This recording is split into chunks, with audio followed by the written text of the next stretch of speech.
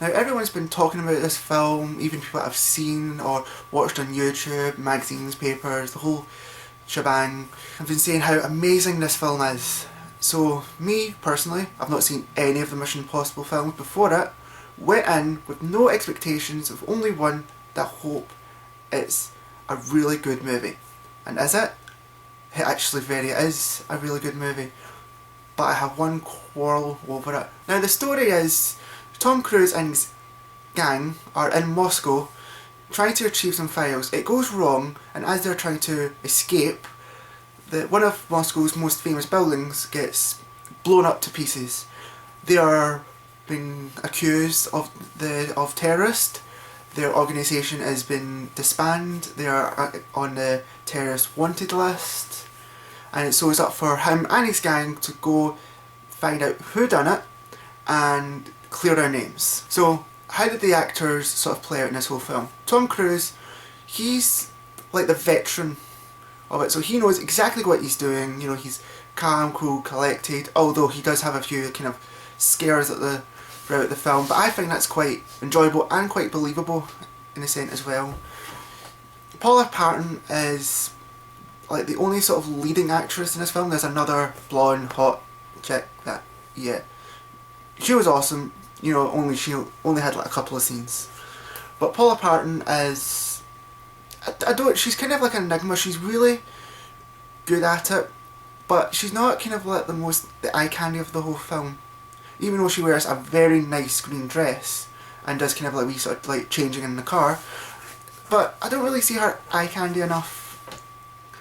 Jeremy Renner is actually quite another surprise of the films. Like, you know that he's going to be Hawkeye in the Avengers film when it comes out, so this is kind of like a preempt to it, and he actually blew me away.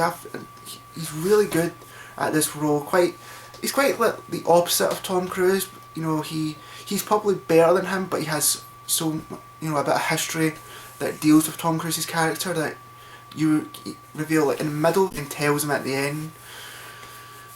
Simon Pegg is the kind of like the guy behind the computer, and he's actually the comic relief of the film. It's not like he says jokes there and there.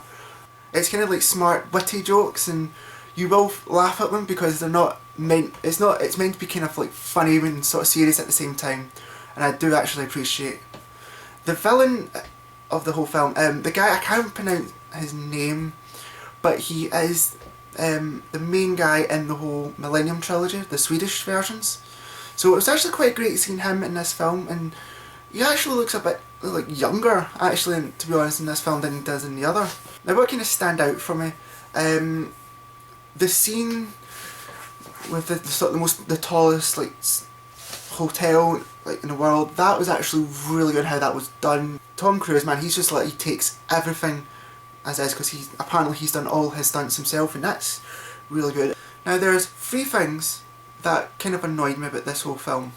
The first one, I wish there was a bit more set piece in the film. Besides like the sandstorm, the Long Tower Hotel and the Moscow building, I wish there was like maybe another like 2 more big set pieces. 3, I kind of wish there was a bit more side story to what happened to Tom Cruise's kind of like wife in the whole film.